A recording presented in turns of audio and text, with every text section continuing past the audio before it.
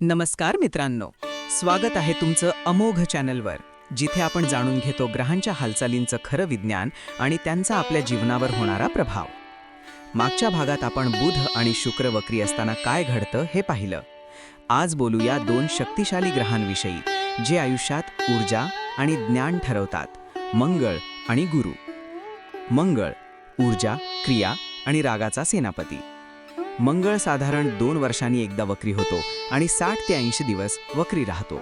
हा ग्रह आपल्या ऊर्जेचा, आत्मविश्वासाचा आणि कृतीचा कारक आहे. पण जेव्हा तो वक्री होतो तेव्हा हीच ऊर्जा आत दडपली जाते. लोक चिडचिडे, अधीर आणि संघर्षशील होतात, जणू मनात ज्वालामुखी दडलेला असतो. म्हणून लक्षात ठेवा, मंगळ वक्री म्हणजे थांब, रागावर नियंत्रण ठेवा आणि रणनीती तयार करा. मोठे निर्णय घेऊ नका. ऊर्जा योग्य दिशेने वापरा. व्यायाम, ध्यान आणि आत्मपरीक्षणात. हा काळ सांगतो, अंधाधुंद कृतीपेक्षा विचार करा. गुरु, ज्ञान, श्रद्धा आणि भाग्याचा अधिपती. गुरु वर्षातून एकदा वक्री होतो, साधारण 120 ते 125 दिवसांसाठी. या काळात शिक्षण, श्रद्धा आणि आर्थिक निर्णयांवर पुनर्विचार करायला मिळतो.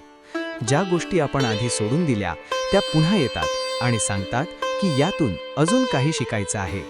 गुरु वक्री म्हणजे आत्मज्ञान आणि श्रद्धेची परीक्षा. तो आपल्याला थांबवतो, विचार करायला, शिकायला आणि योग्य दिशा शोधायला. सारांश: मंगळ वक्री सांगतो, थांब आणि ऊर्जा योग्य वापर. गुरु वक्री सांगतो, थांब आणि ज्ञान वाढव. म्हणूनच मंगळ वक्री म्हणजे धैर्य आणि संयमाची वेळ. गुरु वक्री म्हणजे शिकण्याची आणि आत्मजागरूकतेची वेळ.